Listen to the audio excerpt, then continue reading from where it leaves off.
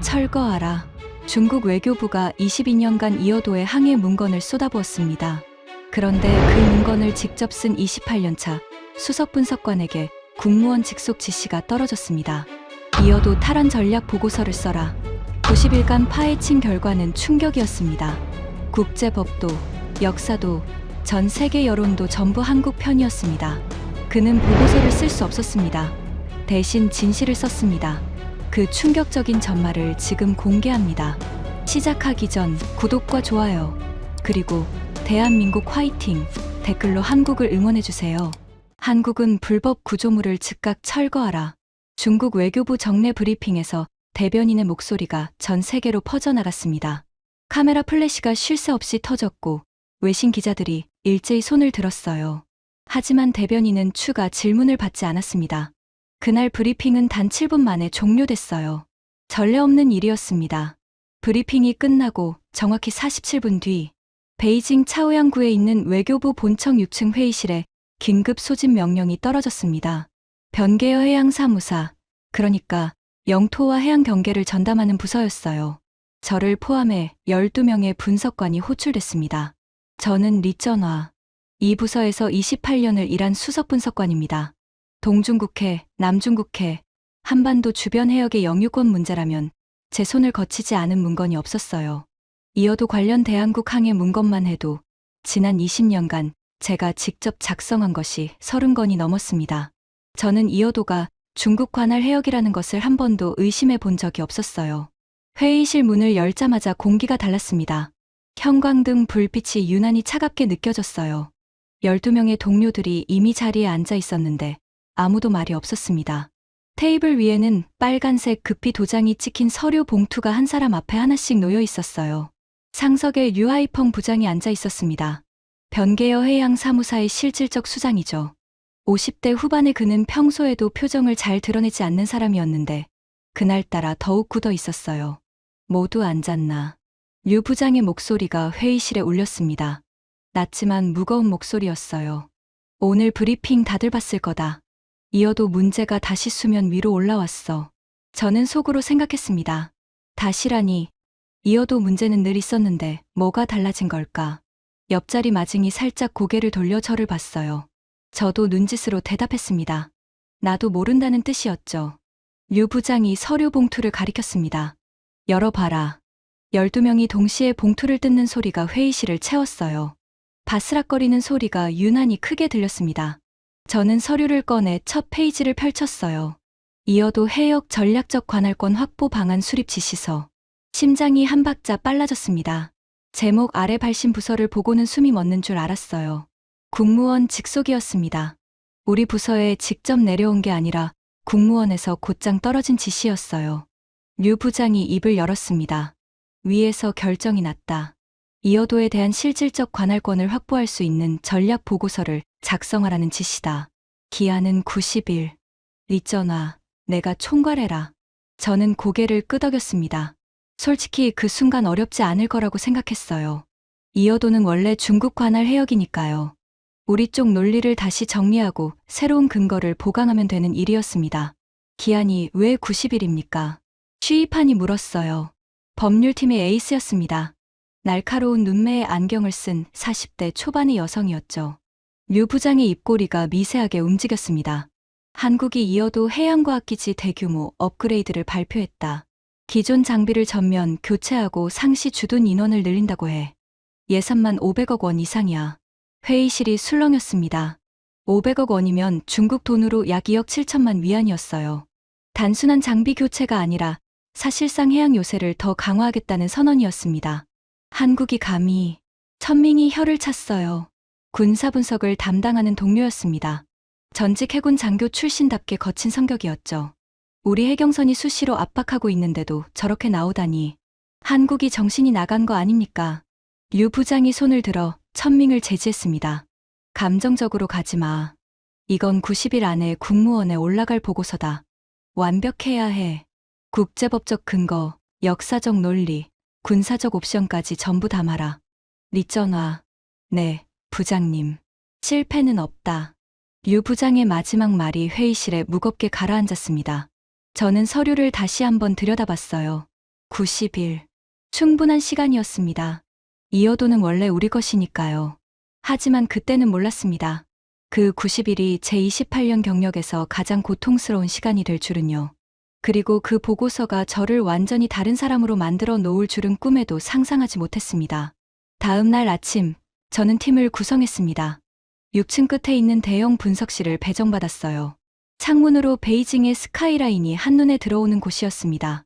벽면 한쪽에 대형 모니터 3대를 설치했고 반대편 벽에는 화이트보드 2개를 걸었어요. 팀 구성은 이랬습니다. 법률 분석의 쉬이판, 역사 자료의 마징, 군사 분석의 천밍, 해양과학 분석의 위팡, 그리고 국제여론 분석의 장멍. 저까지 총 6명의 핵심팀이었어요. 첫 번째 회의에서 저는 화이트보드에 크게 썼습니다. 이어도는 중국의 관할 해역이다. 이것을 국제사회가 인정하게 만드는 것이 우리의 목표다. 동료들이 고개를 끄덕였어요. 아무도 이 전제를 의심하지 않았습니다. 우리 모두 그렇게 배웠고 그렇게 믿고 있었으니까요. 자, 우리 쪽 논리부터 정리하자. 기존 주장의 핵심이 뭐였지? 제가 물었어요. 마징이 태블릿을 들더니 자료를 읽기 시작했습니다. 대륙붕 자연현장론입니다. 중국 대륙에서 뻗어나간 대륙붕이 이어도 해역까지 자연스럽게 이어져 있다는 논리죠. 지질학적으로 이어도 아래의 안반은 중국 대륙붕의 연장선상에 있습니다. 좋아. 쉬이판, 법적 근거는? 쉬이판이 안경을 고쳤으며 대답했어요. 우리는 줄곧 대륙붕 자연현장 원칙에 따라 이어도 해역에 대한 관할권을 주장해 왔습니다. 또한 이어도는 섬이 아닌 수중 암초이기 때문에 영토 주권의 대상이 아니라는 점도 우리에게 유리합니다. 수중 암초라는 게 왜 유리한 거야? 천밍이 물었어요. 섬이면 영해를 주장할 수 있지만 수중 암초는 그럴 수 없거든요. 한국도 이어도에 대한 영토 주권을 주장하지 않고 있어요. 대신 배타적 경제 수역, 그러니까 이의지 관할권만 주장하고 있죠. 그러니까 한국도 자기 땅이라고 못하는 거잖아. 그러면 우리가 더 유리한 거 아닌가? 천밍이 웃었습니다. 다른 동료들도 따라 웃었어요. 분위기가 가벼웠습니다. 저도 웃었어요. 솔직히 이건 어렵지 않은 과제라고 생각했거든요. 기존 논리를 좀 더 다듬고 새로운 학술 자료 몇 개만 보강하면 충분할 거라고요. 군사적 옵션은 어떻게 넣을까요? 천밍이 물었습니다. 눈이 반짝였어요. 아직 거기까지 갈 필요 없어. 일단 법적, 역사적 근거부터 완벽하게 만들자. 제가 선을 그었습니다. 군사 옵션은 최후의 수단이었어요. 그때 위팡이 조용히 손을 들었습니다. 해양과학 분석을 담당하는 30대 후반의 연구원이었어요. 과학원 출신답게 늘 조용하고 신중한 성격이었죠. 리 선배, 한 가지 물어봐도 될까요? 말해봐. 한국이 이어도에 세운 구조물 있잖아요. 그거 규모가 정확히 어느 정도예요? 저도 기사에서만 봤거든요. 저는 기억을 더듬었습니다. 사실 구조물 자체에 대해서는 크게 관심을 두지 않았어요. 우리의 관심사는 법적 논리였지 구조물이 아니었으니까요. 76m 높이의 3,400톤짜리 철골 구조물이야. 바다 위에 솟아있지. 건물로 치면 한 20층 정도 되겠네요. 위팡이 계산기를 두드리며 말했어요. 그 정도면 상당히 큰 구조물인데 그걸 수심 40m 암초 위에 세웠다고요. 그래. 한국이 몰래 세운 불법 구조물이지. 제가 단호하게 말했습니다. 팀원들이 고개를 끄덕였어요. 저는 화이트보드에 작업 일정을 적기 시작했습니다. 첫 2주는 기존 자료 정리, 다음 2주는 새로운 근거 발굴. 그 다음 한 달은 보고서 초안 작성, 마지막 한 달은 검토와 수정. 완벽한 계획이었어요. 팀원들에게 각자 역할을 배분하고 첫 회의를 마쳤습니다. 분석실을 나서는 동료들의 얼굴에는 자신감이 넘쳤어요. 90일이면 충분하죠. 마징이 웃으며 말했습니다. 60일이면 되지 않을까. 천밍이 농담처럼 대답했어요. 저도 속으로 동의했습니다. 이건 쉬운 과제였어요. 이어도는 원래 중국 해역이었으니까요. 우리는 그저 원래 있던 사실을 잘 정리하기만 하면 됐습니다. 적어도 그때까지는 그렇게 믿고 있었어요. 본격적인 자료 조사가 시작된 지 닷새째 되는 날이었습니다. 저는 분석실에서 아침부터 이어도 관련 모든 문서를 시간순으로 정리하고 있었어요.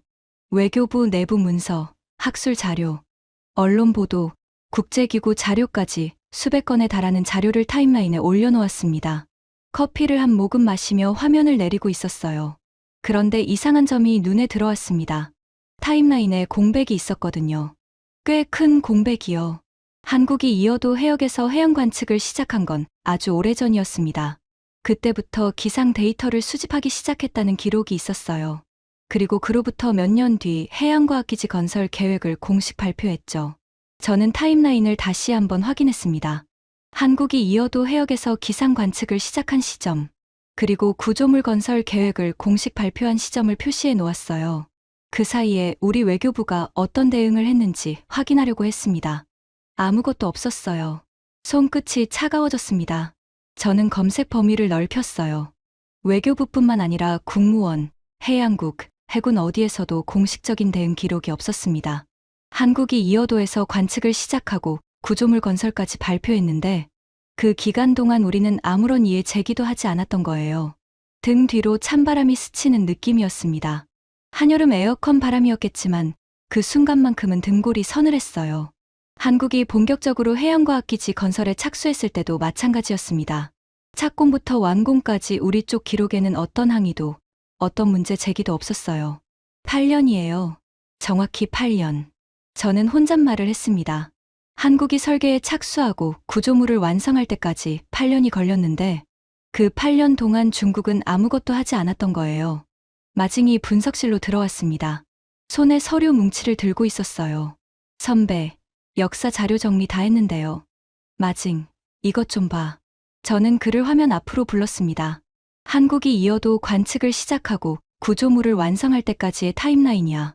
우리 쪽 대응 기록이 있는 부분을 찾아봐. 마징이 화면을 훑었습니다.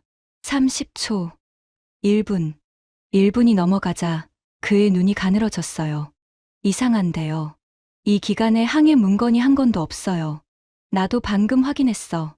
어떻게 이럴 수가 있죠. 한국이 우리 해역에서 대규모 건설 공사를 하고 있었는데 마징의 목소리가 높아졌습니다.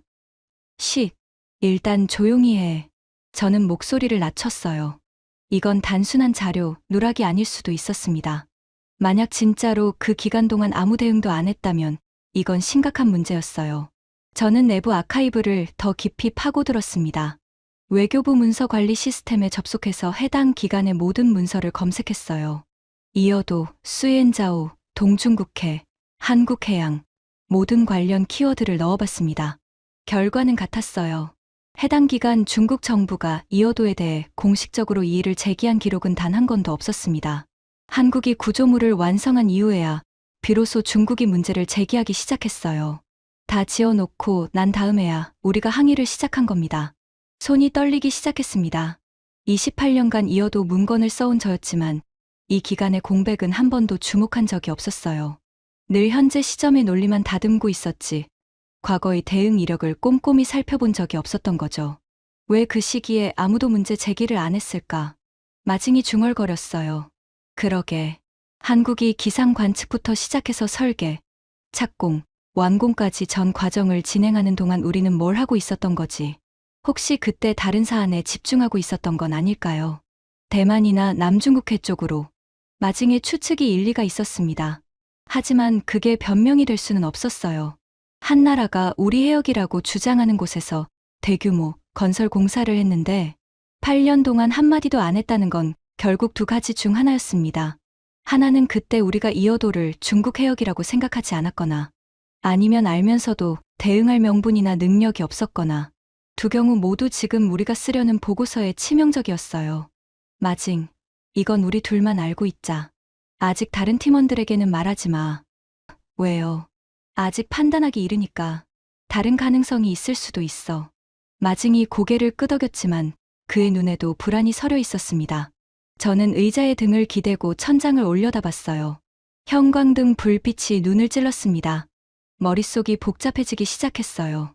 이건 단순한 공백이 아니야. 저는 혼잣말을 했습니다. 한국은 이미 그때부터 완벽하게 준비하고 있었던 거야. 기상 관측부터 시작해서 설계, 건설, 운영까지. 모든 과정을 국제법에 맞게 차근차근 밟아나갔어. 반면 우리는 그 모든 과정이 끝나고 나서야 뒤늦게 문제를 제기했지.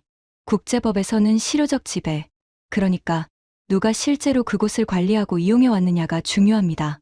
한국은 이미 30년 가까이 이어도를 관리하고 있었어요.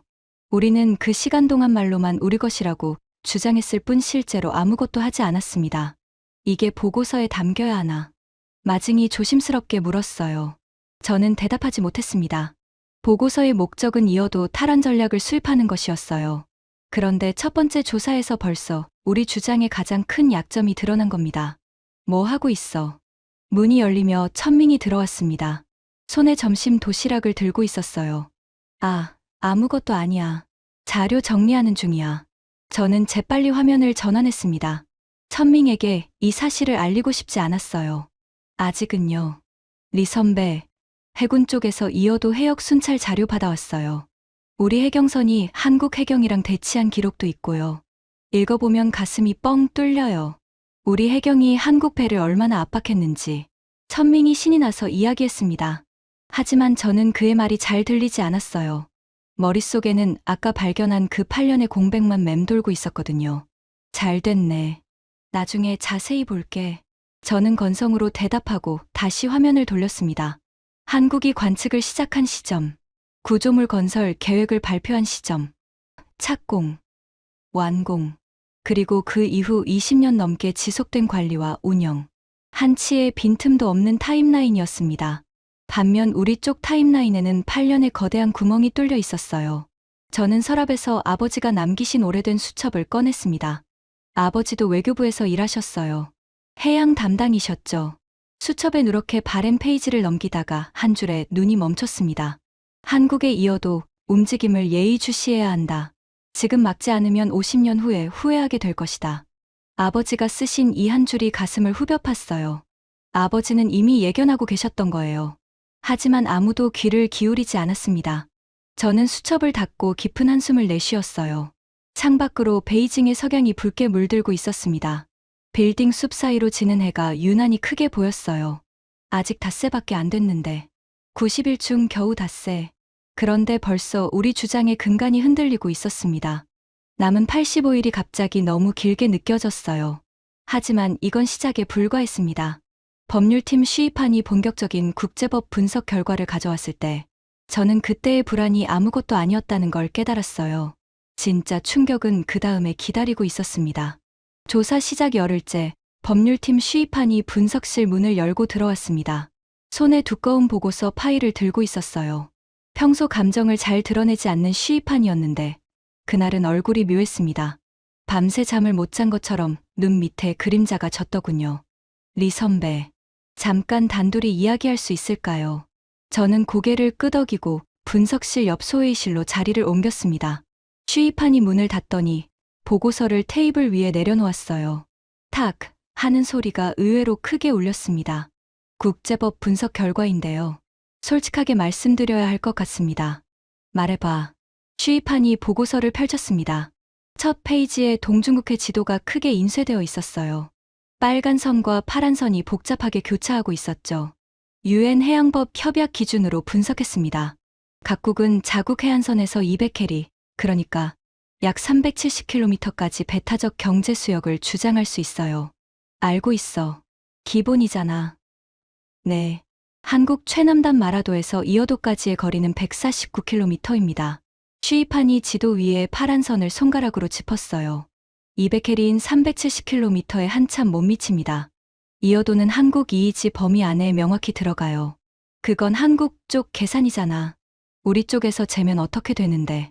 중국 측 가장 가까운 해안에서 이어도까지의 거리는 287km입니다. 저는 속으로 계산했습니다. 한국은 149km, 중국은 287km, 차이가 138km나 됐어요. 한국이 압도적으로 가까웠습니다. 중간선 원칙을 적용하면요. 쉬이판이 지도 위에 빨간 점선을 손가락으로 그었어요. 양국 해안선의 정중앙에 선을 긋는 겁니다. 이 경우 이어도는 명확히 한국 쪽에 위치합니다. 국제해양법재판소의 판례를 봐도 중간선 원칙이 가장 보편적으로 적용되고 있어요. 심장이 쿵 하고 내려앉았습니다. 잠깐. 우리 대륙붕 자연현 장로는 어떻게 되는 거야? 그게 문제입니다. 쉬이판이 안경을 벗어 테이블 위에 놓았어요. 안경 없는 그녀의 얼굴이 유난히 피곤해 보였습니다. 대륙붕 자연현 장로는 1982년 UN 해양 협약 이전에는 어느 정도 논리가 있었어요. 하지만 협약 이후 국제사회는 등거리 원칙과 중간선 원칙을 기본으로 적용하고 있습니다. 우리가 주장하는 대륙풍 자연현장론을 국제재판에서 인정받은 사례는 단 한 건도 없어요. 단 한 건도. 네. 오히려 비슷한 논리를 내세웠다가 패소한 사례는 여러 건 있습니다. 등고를 타고 차가운 것이 흘러내렸습니다. 저는 28년간 이어도 관련 문건을 쓸 때마다 대륙풍 자연현장론을 핵심 근거로 사용해왔어요. 그게 우리 주장의 뼈대였습니다. 그런데 그 뼈대가 국제법적으로 아무런 힘이 없다는 거예요. 더 문제가 있습니다. 시위판의 목소리가 더욱 낮아졌어요. 한국은 이어도에 대해 영토 주권을 주장하지 않고 있어요. 이의지 관할권만 주장하고 있죠. 이건 국제법적으로 매우 영리한 전략입니다. 왜냐하면 이어도는 수중 암초이기 때문에 영토 주권의 대상이 될 수 없거든요. 한국은 이 점을 정확히 알고 이의지 관할권이라는 가장 안전한 법적 프레임을 선택한 거예요. 그 말은 우리가 법적으로 다툴 여지가 거의 없다는 뜻입니다. 한국의 이의지 주장은 거리 기준으로도 중간선 원칙으로도 국제 판례로도 지지됩니다. 반면 우리 쪽 주장은 국제재판에서 인정받을 가능성이 극히 낮아요. 저는 의자 등받이에 몸을 기대고 천장을 올려다봤습니다. 형광등 불빛이 눈을 찔렀어요. 머릿속이 하얗게 비어가는 느낌이었습니다. 이거 다른 팀원들한테 말했어. 아직 안 했습니다. 선배한테 먼저 보고 드리는 거예요. 시위판이 보고서를 다시 집어들며 말했어요. 솔직히 말하면 저도 이 결과를 보고 밤새 잠을 못 잤습니다. 20년간 국제법을 연구하면서 이어도가 법적으로 우리 편일 거라고 의심 없이 믿어왔거든요. 하지만 자료를 객관적으로 분석하면 할수록 결론은 하나밖에 안 나와요. 시위판이 잠시 말을 멈췄습니다. 그리고 낮은 목소리로 말했어요. 국제법은 우리 편이 아닙니다. 그 한마디가 소회의실의 공기를 얼어붙게 만들었습니다. 저는 한동안 아무 말도 하지 못했어요. 닷새 전에 발견한 8년의 공백, 그리고 오늘 확인된 국제법적 불리함. 겨우 열흘 만에 보고서의 두 기둥이 무너진 거였습니다. 이 사실을 류 부장에게 보고해야 하나? 아직 이릅니다. 다른 방향에서 돌파구를 찾아봐야죠. 역사적 근거나 군사적 옵션이 남아 있으니까요. 저는 고개를 끄덕였지만 속으로는 알고 있었어요. 역사적 근거도 기대하기 어렵다는 것을. 이어도가 역사적으로 중국 관할이었다는 기록은 어디에도 없었거든요. 소회의실을 나서며 복도 창문 너머를 봤습니다. 베이징의 하늘이 뿌옇게 흐려져 있었어요. 마치 제 머릿속처럼요. 법률팀의 충격이 채 가시기도 전에 해양과학 분석을 맡은 위팡이 다른 종류의 충격을 가져왔습니다. 조사 시작 3주째 되는 날이었어요. 위팡이 대형 모니터에 이어도 해양과학기지의 설계 도면과 위성사진을 띄워 놓았습니다. 이걸 보시면 이해가 될 겁니다. 위팡이 리모컨을 들고 화면을 전환했어요. 가장 먼저 뜬 것은 이어도의 위치와 해양 환경 데이터였습니다. 이어도 해역의 연평균 파고는 4m에서 5m입니다. 태풍이 오면 파도가 10m를 넘어가요. 풍속은 초속 30m 이상이 일상이고 조류도 매우 강합니다. 간단히 말해서 사람이 뭔가를 세울 수 있는 환경이 아닙니다. 천밍이 코웃음을 쳤어요. 그런 곳에 세웠으니까 대단하다는 거 아니야. 우리가 세우면 더 크게 세울 수 있어. 잠깐만요. 그게 쉬운 일이 아니라서 설명드리는 겁니다. 위팡이 화면을 바꿨습니다. 이어도 해양과학기지의 3차원 구조도가 떠올랐어요. 이 구조물은 총 76m 높이에 무게가 3,400톤입니다.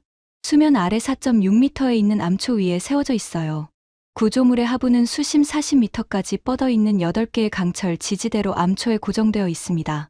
위팡이 펜으로 화면의 구조물 하부를 가리켰어요.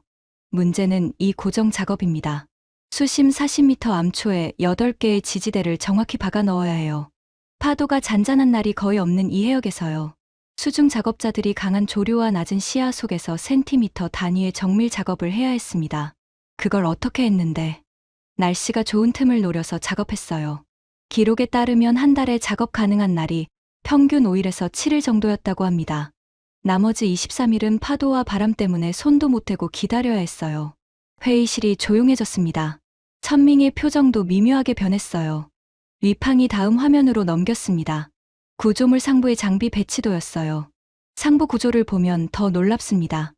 2층 구조로 되어 있는데 1층에는 기상관측 장비, 해양관측 장비, 통신 장비, 비상발전기가 설치되어 있어요. 풍속계, 파고계, 기압계, 수온계, 염도계까지 총 42종의 관측 장비가 가동 중입니다. 42종이나. 마증이 놀랐어요. 2층에는 연구원 거주 공간이 있습니다. 담수화 시설, 식료품 저장고, 의료 장비까지 갖춰져 있어서 자급자족이 가능해요. 헬기 착륙장도 있습니다. 위팡이 잠시 말을 멈추고 저를 바라봤어요. 그리고 가장 중요한 건 이겁니다. 화면이 바뀌었습니다. 실시간 데이터 전송 시스템의 구조도가 떠올랐어요. 이 기지는 24시간 무중단으로 해양기상 데이터를 수집해서 위성통신으로 본토에 전송합니다. 10분마다 모든 데이터가 갱신돼요. 이 데이터는 한국기상청과 해양과학기술원으로 즉시 전달됩니다. 태풍 관측에 쓰이는 거죠. 네. 이 위치가 핵심입니다. 위팡이 다시 지도 화면을 띄웠어요. 이어도를 중심으로 태풍 진로가 빨간 선으로 표시되어 있었습니다. 태평양에서 발생한 태풍이 동아시아로 북상할 때 이어도 해역을 통과하는 비율이 60%가 넘습니다. 이곳에 관측 기지가 있다는 건 태풍이 한반도에 도달하기 최소 48시간 전에 정확한 경로와 강도를 예측할 수 있다는 뜻이에요. 48시간이면 대피 시간이 충분하겠네. 마증이 중얼거렸어요. 충분하고도 남죠. 실제로 이어도 기지가 가동된 이후 한국의 태풍 예보 정확도가 크게 향상됐습니다. 기지 설치 전에는 24시간 전 예보 정확도가 70%대였는데 지금은 48시간 전에도 87% 이상을 기록하고 있어요. 방 안이 다시 조용해졌습니다. 저는 숫자를 곱씹었어요. 48시간 전에 87% 정확도. 이건 대단한 수치였습니다. 위팡이 마지막 화면을 띄웠어요. 제가 가장 충격받은 건 이 기지의 내구성입니다. 20년 넘게 운영되면서 단 한 차례도 구조적 파손이 보고된 적이 없어요. 매년 태풍이 직격하는 위치인데도요. 파도가 10m를 넘는 초대형 태풍을 수십 차례 맞으면서도 끄떡없었습니다. 위팡이 한숨을 쉬며 덧붙였어요.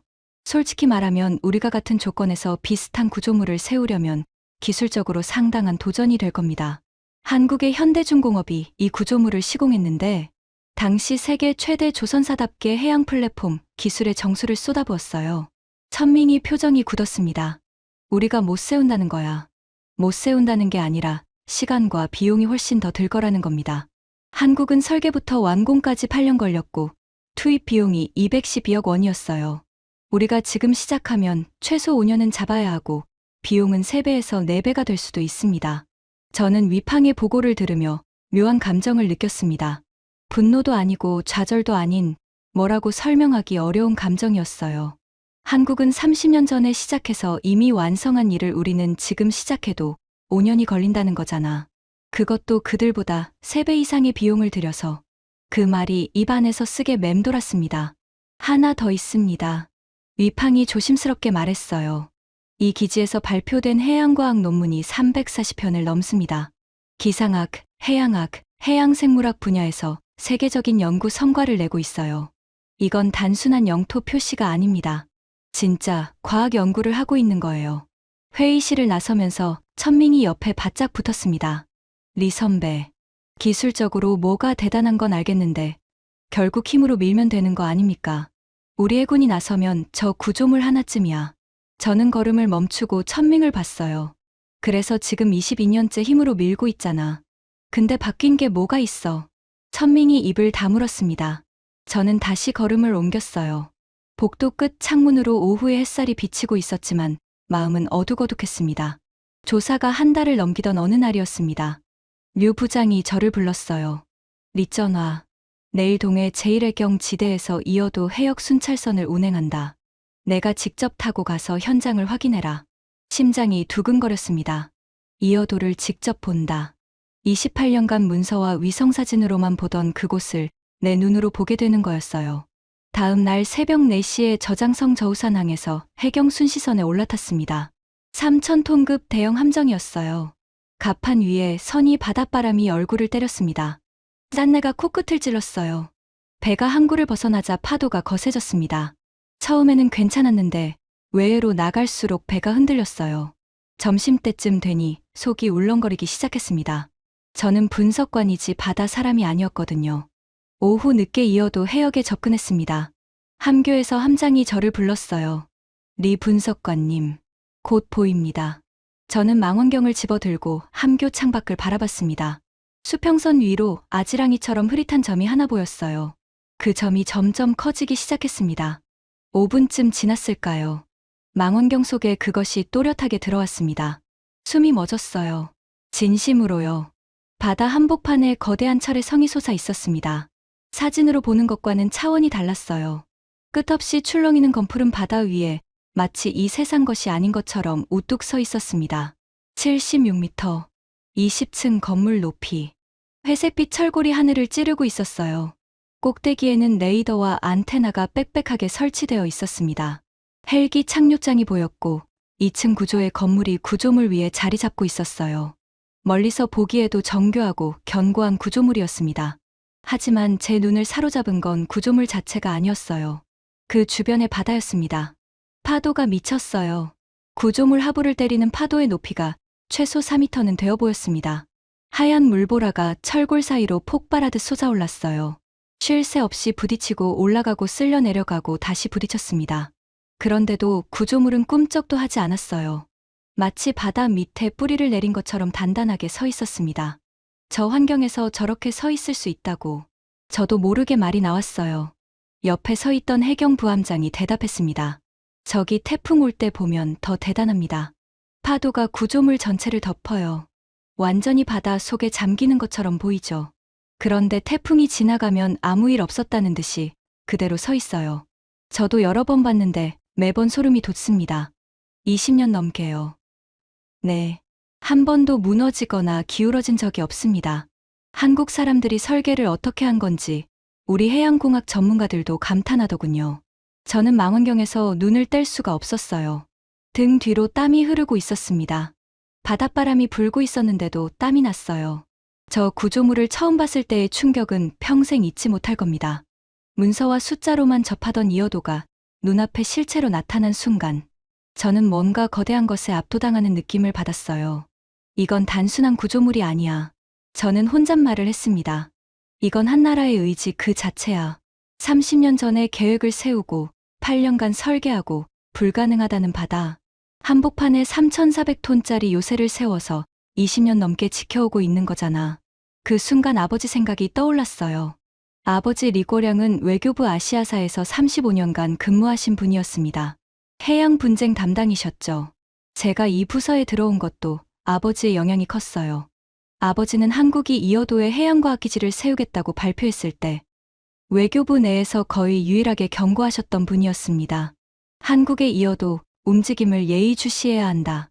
지금 막지 않으면 50년 후에 후회하게 될 것이다. 아버지가 작성한 내부 보고서의 한 구절이었어요. 저는 그 수첩을 여전히 가지고 있었습니다. 하지만 아버지의 경고는 무시됐어요. 그때 외교부는 대만 문제와 홍콩 반환 준비에 집중하고 있었습니다. 이어도 따위 수중 암초에 신경 쓸 여유가 없었죠. 한국이 뭘 하든 나중에 처리하면 된다는 분위기였어요. 아버지는 그 결정에 크게 실망하셨습니다. 돌아가시기 몇 해 전 병상에서 저에게 이렇게 말씀하셨어요. 쩌나야, 아버지가 틀렸기를 바란다. 하지만 이어도 때문에 고생할 사람은 결국 내 세대가 될 거야. 그때는 아버지 말씀을 이해하지 못했어요. 이어도가 뭐 그리 대단하다고.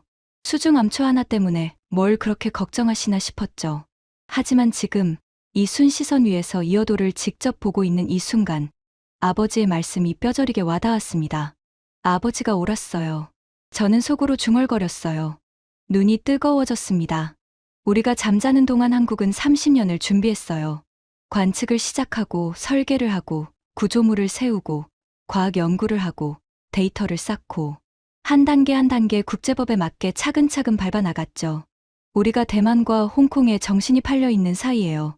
그리고 우리가 뒤늦게 정신을 차렸을 때는 이미 저 거대한 철의 요새가 바다 한복판에 완성되어 있었습니다. 배가 이어도에서 멀어지기 시작했어요. 점점 작아지는 구조물을 바라보면서 저는 생각했습니다. 저걸 힘으로 철거할 수 있을까? 우리 해경선이, 아니 해군 함정이 와서 저걸 부술 수 있을까? 물리적으로야 가능하겠죠. 하지만 그 순간 전 세계가 중국을 어떻게 볼까? 과학 연구를 위한 구조물을 무력으로 파괴한 나라. 그런 오명을 감수할 수 있을까? 한국이 과학 연구라는 명분을 내세운 게 얼마나 영리한 전략이었는지 이제야 실감이 났어요. 누가 과학 연구를 반대하겠어요. 더구나 태풍 관측은 한국뿐만 아니라 주변국 전체에 도움이 되는 일이니까요. 저우산항으로 돌아가는 6시간 동안 저는 갑판에 서서 바다만 바라봤습니다. 어둠이 내려오고 별이 하나둘 떠올랐어요. 파도 소리만 귀를 채웠습니다. 아버지가 옳았어요. 우리가 막지 못한 거예요. 아니, 막을 생각조차 하지 않았던 거예요. 저는 아무도 없는 갑판 위에서 눈물을 삼켰습니다. 짠 바닷바람이 눈물을 말려줬어요. 베이징으로 돌아오는 기차 안에서 저는 수첩에 한 줄을 적었습니다. 이어도는 구조물이 아니다. 30년간 쌓아올린 의지다. 의지를 무력으로 꺾을 수는 없다. 아버지의 수첩 바로 옆 페이지였어요. 이어도에서 돌아온 뒤 저는 달라졌습니다. 동료들은 눈치채지 못했을 거예요. 겉으로는 여전히 보고서 작성에 몰두하는 모습이었으니까요. 하지만 속으로는 이미 균열이 시작되고 있었습니다. 조사 시작 6주째, 국제여론 분석을 맡은 장멍이 결과를 가져왔습니다. 장멍은 팀에서 가장 젊은 멤버였어요. 30대 초반의 날카로운 청년으로 영어, 일어, 프랑스어까지 4개 국어를 구사했죠. 해외 언론과 국제기구의 동향을 분석하는 게 그의 역할이었습니다. 솔직히 말씀드리겠습니다. 장멍이 모니터에 세계 지도를 띄우며 시작했어요. 이어도 문제에 대한 국제 여론을 전수조사했습니다. 미국, 일본, 유럽연합, 호주, 캐나다, 인도, 동남아시아. 공식 성명부터 학술 논문, 언론 보도, 싱크탱크 보고서까지 전부 분석했어요. 결론부터 말하자면 장멍이 세계 지도 위에 색깔을 입혔습니다. 파란색은 한국 지지, 빨간색은 중국 지지, 회색은 중립이었어요. 지도가 거의 파란색이었습니다. 빨간색은 거의 보이지 않았어요. 회의실이 얼어붙었습니다. 미국부터 보겠습니다. 장멍이 화면을 전환했어요. 미국 국무부는 이어도가 한국의 배타적 경제 수역 내에 위치한다는 입장을 공식적으로 여러 차례 표명했습니다. 미국 해군도 이어도 해역에서의 항행의 자유 작전을 통해 중국의 일방적 관할권 주장을 인정하지 않겠다는 뜻을 분명히 하고 있어요. 예상 범위 아니네. 미국이야 원래 그렇잖아. 천밍이 대수롭지 않다는 투로 말했어요. 일본은요. 장멍이 다음 화면으로 넘겼습니다.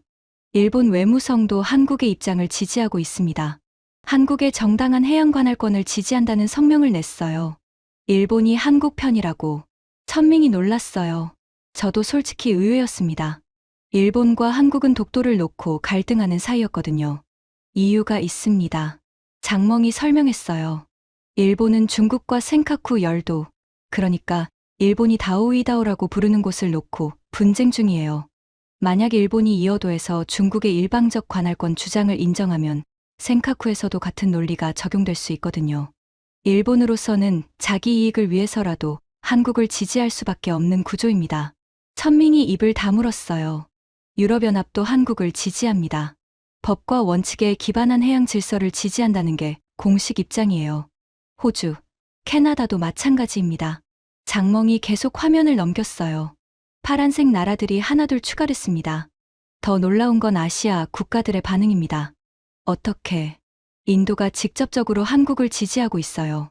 힘의 논리가 아닌 국제법을 존중해야 한다는 입장입니다. 필리핀도 한국 지지해요.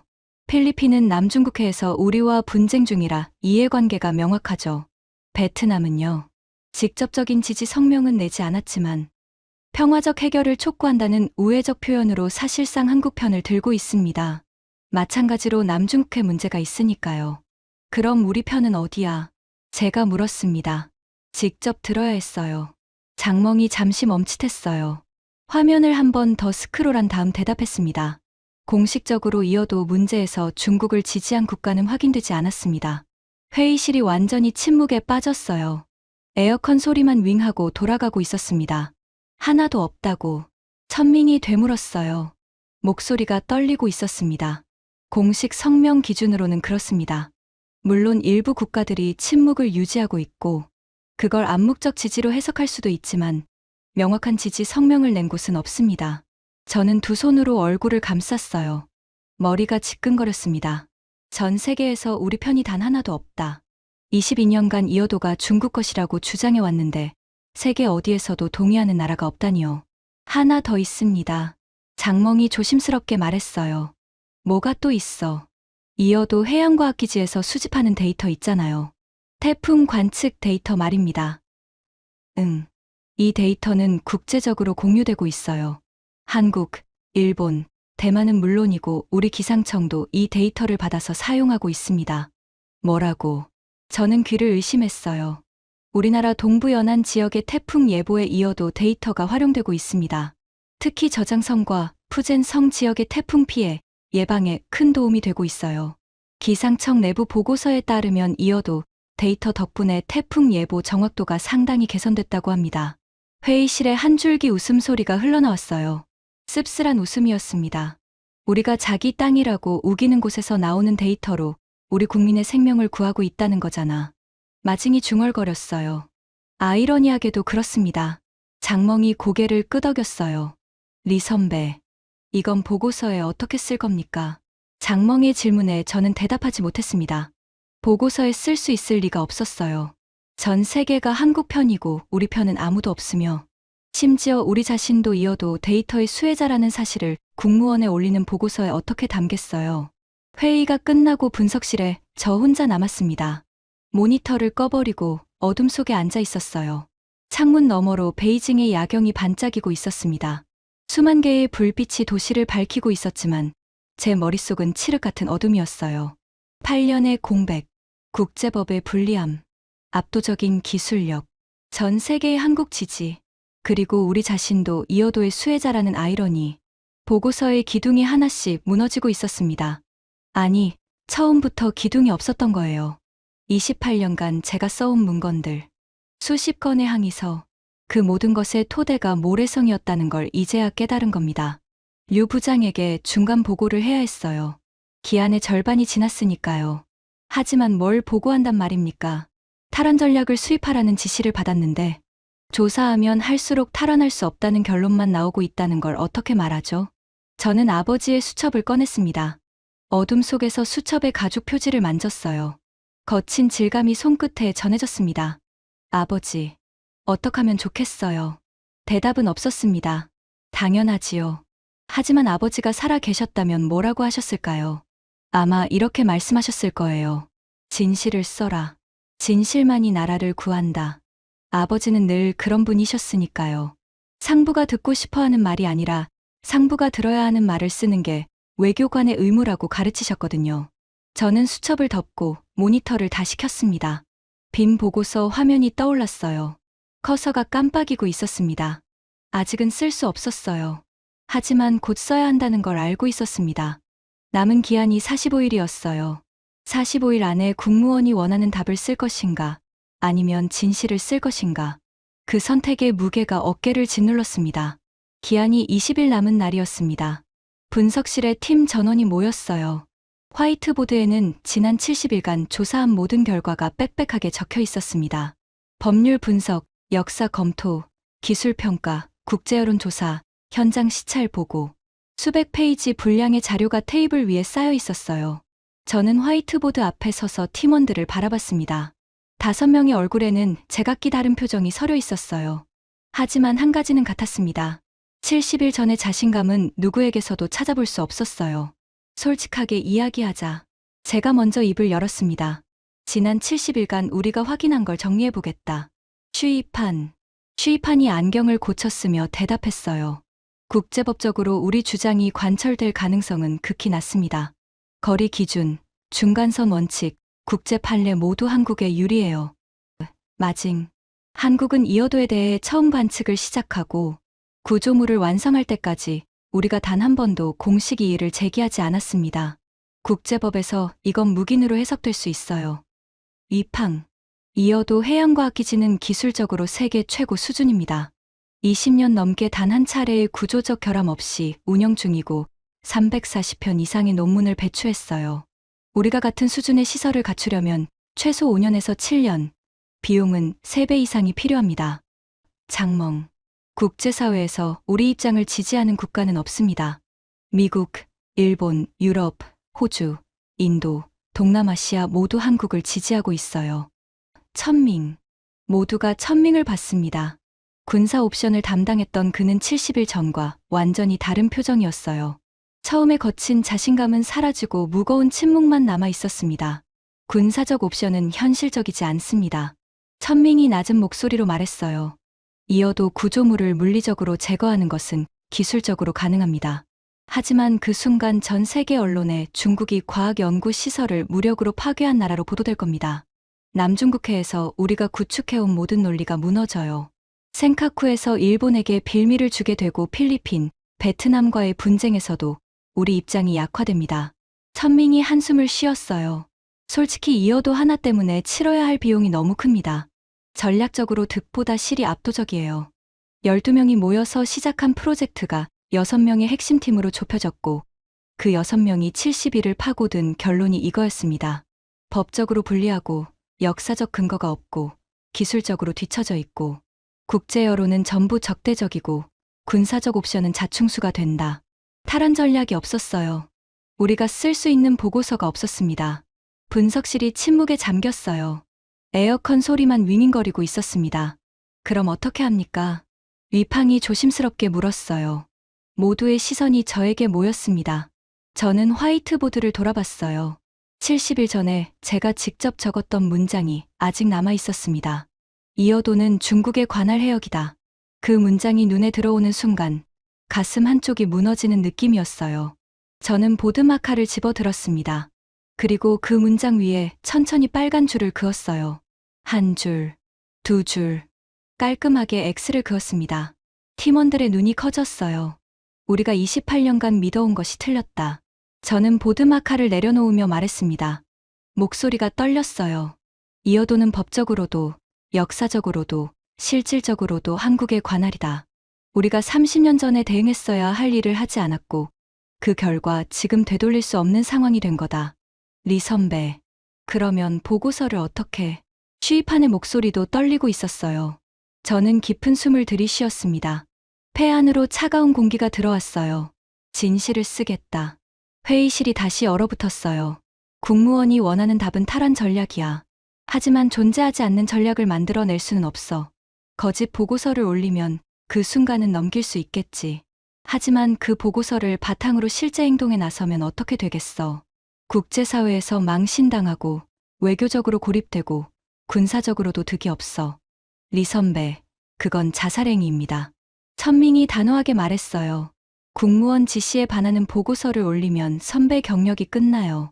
아니, 경력뿐만이 아니라. 알아. 제가 말을 잘랐어요. 알고 있어. 하지만 거짓을 써서 나라를 잘못된 방향으로 이끄는 것보다는 진실을 써서 올바른 판단을 돕는 게 외교관의 의무야. 적어도 우리 아버지는 그렇게 가르치셨어. 아무도 대답하지 못했습니다. 분석실에는 무거운 침묵만 흘렀어요. 저는 아버지의 수첩을 호주머니에서 꺼냈습니다. 누렇게 바랜 수첩을 펼쳐 아버지가 쓰신 그 문장을 다시 읽었어요. 한국에 이어도 움직임을 예의주시해야 한다. 지금 막지 않으면 50년 후에 후회하게 될 것이다. 아버지는 진실을 써서 무시당하셨어요. 하지만 결국 옳았잖아. 50년이 아니라 30년 만에 아버지 말씀이 현실이 됐어. 저는 수첩을 덮으며 팀원들을 바라봤습니다. 나는 진실을 쓸 거야. 따르고 싶은 사람만 따라오면 된다. 강요하지 않겠어. 취입한이 가장 먼저 입을 열었어요. 저도 쓰겠습니다. 법을 다루는 사람이 거짓 논리를 만들 수는 없으니까요. 마징이 고개를 끄덕였습니다. 위팡도요. 장멍도 조용히 손을 들었어요. 마지막으로 천밍이었습니다. 가장 강경했던 그가 가장 오래 망설였어요.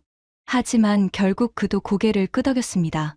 어차피 거짓 전략으로 행동했다가 망하는 것보다는 낫겠죠. 천밍다운 표현이었어요. 그날 밤부터 저는 보고서를 쓰기 시작했습니다. 국무원이 원하는 탈환 전략이 아닌 이어도의 진실을 담은 보고서를. 기한 마지막 날이었습니다. 저는 198페이지짜리 보고서를 들고 유 부장실로 갔어요. 손이 떨렸습니다. 보고서의 무게가 손에서 느껴졌지만 진짜 무거웠던 건 종이의 무게가 아니었어요. 들어와. 류 부장이 저를 맞았습니다. 책상 위에는 찻잔이 놓여 있었고 옅은 차 향이 방 안에 퍼져 있었어요. 보고서 완성했습니다. 저는 류 부장의 책상 위에 보고서를 내려놓았어요. 류 부장이 표지를 읽었습니다. 그의 눈이 미세하게 움직였어요. 이어도 해역관할권 현황 분석 및 대응 전략 보고서. 류 부장이 첫 페이지를 넘겼습니다. 요약본을 읽기 시작했어요. 10초, 20초, 30초가 지났습니다. 류 부장의 표정이 굳어가는 게 보였어요. 1분이 지나자 류 부장이 고개를 들었습니다. 그의 눈빛이 차가웠어요. 이게 국무원이 원한 보고서인가? 아닙니다. 저는 솔직하게 대답했어요. 국무원이 원한 건 탈환 전략입니다. 하지만 90일간 조사한 결과 현실적으로 실행 가능한 탈환 전략은 존재하지 않습니다. 법적으로도, 역사적으로도, 군사적으로도, 외교적으로도 우리에게 유리한 카드가 없어요. 류 부장이 보고서를 탁 하고 내려놓았습니다. 소리가 방 안에 울렸어요. 그래서 내가 진실이라는 걸 쓴 건가? 네. 거짓 전략을 올려서 국가를 잘못된 방향으로 이끄는 것보다는 현실을 정확히 보고하는 게 옳다고 판단했습니다. 류 부장이 의자에 등을 기대며 긴 한숨을 쉬었어요. 차를 한 모금 마시더니 창밖을 바라봤습니다. 이 보고서가 올라가면 내 경력은 끝이야. 알고 있나? 알고 있습니다. 그래도 쓴 거야. 제 아버지도 외교부에 계셨습니다. 저는 아버지 이야기를 꺼냈어요. 한국이 이어도에 구조물을 세우려 할 때 아버지는 경고하는 보고서를 쓰셨어요. 무시당했습니다. 하지만 아버지가 옳았어요. 지금 우리가 고생하는 이유가 바로 그때 아버지 말을 듣지 않았기 때문이에요. 류 부장의 눈이 미세하게 흔들렸습니다. 저는 아버지와 같은 실수를 반복하고 싶지 않습니다. 아버지는 진실을 써서 무시당하셨지만 적어도 양심은 지키셨어요. 저도 그러고 싶습니다. 류 부장이 한참 동안 말이 없었어요. 방 안에는 시계 소리만 째깍째깍 울렸습니다. 보고서를 다시 집어들더니 두 번째 페이지부터 천천히 읽기 시작했어요. 5분, 10분, 20분이 흘렀습니다. 저는 서서 기다렸어요. 류 부장이 마지막 페이지를 덮었습니다. 그리고 저를 올려다봤어요. 그의 표정이 달라져 있었습니다. 분노도 아니고 실망도 아닌 묘한 표정이었어요. 잘 썼다. 네, 올리겠다. 내가 직접. 류 부장님, 결과가 어떻게 되든 내가 책임진다. 갚아라. 저는 고개를 숙이고 방을 나왔습니다. 복도에 서서 깊은 숨을 내쉬었어요. 다리에 힘이 풀리는 느낌이었습니다. 벽에 등을 기대고 천장을 올려다봤어요. 형광등 불빛이 이번에는 따뜻하게 느껴졌습니다. 그로부터 한 달이 지났습니다. 보고서가 국무원에 올라간 뒤 어떤 일이 있었는지는 자세히 말씀드리기 어렵습니다. 다만 이 보고서가 내부에서 상당한 파장을 일으켰다는 것만 말씀드릴게요. 저는 수석분석관 직위에서 물러났습니다. 예상했던 일이에요. 28년간 앉아있던 자리를 떠나는 건 쉬운 일이 아니었지만 후회는 없었어요.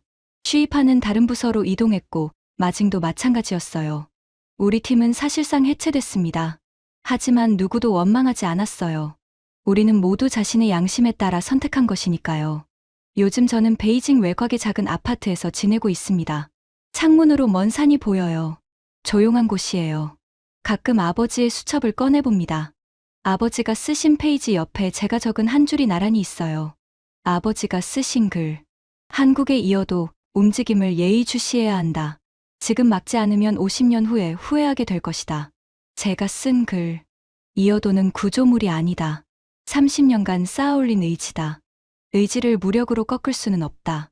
아버지와 아들. 두 세대에 걸친 외교관이 같은 곳을 바라보며 같은 결론에 도달했어요. 다만 아버지는 경고하셨고 저는 인정했을 뿐입니다. 저는 한국이라는 나라를 다시 보게 됐어요. 작은 나라라고 생각했습니다. 인구도 우리의 30분의 1이고 국토도 비교가 안 되죠. 군사력도 우리가 압도적이에요. 하지만 한국은 힘이 아닌 다른 것으로 바다를 지켰습니다. 법과 원칙, 과학과 기술, 그리고 30년이라는 시간 동안 한치도 흔들리지 않은 의지. 3,400톤짜리 철의 요새가 20년 넘게 태풍을 맞으며 서 있을 수 있는 이유는 기술력 때문만이 아니에요. 그 구조물을 계획하고 설계하고 건설하고 지켜온 사람들의 의지가 그것을 지탱하고 있는 거예요. 이런 나라를 힘으로 꺾을 수는 없습니다. 힘으로 꺾어서도 안 되고요. 솔직히 말하겠습니다. 저는 28년간 이어도가 중국 해역이라고 믿어왔어요. 수십 건의 항해 문건을 직접 썼고 한국을 비난하는 논리를 만들었습니다. 하지만 그 모든 것이 틀렸어요.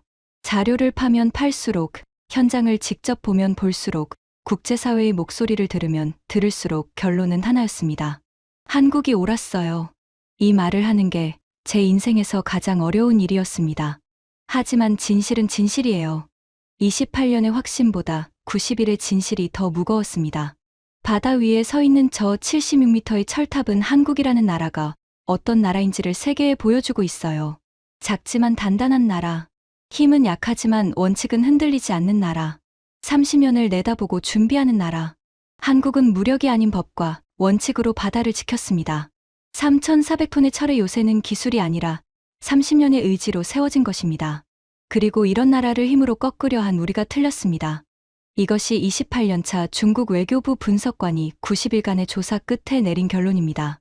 아버지, 아들도 결국 진실을 선택했어요. 지금까지 중국 외교부 분석관이 90일간의 조사 끝에 마주한 충격적인 진실이었습니다. 대한민국이 30년간 지켜온 이어도의 이야기가 더 많은 분들께 전해질 수 있도록 이 영상을 널리 공유해 주세요.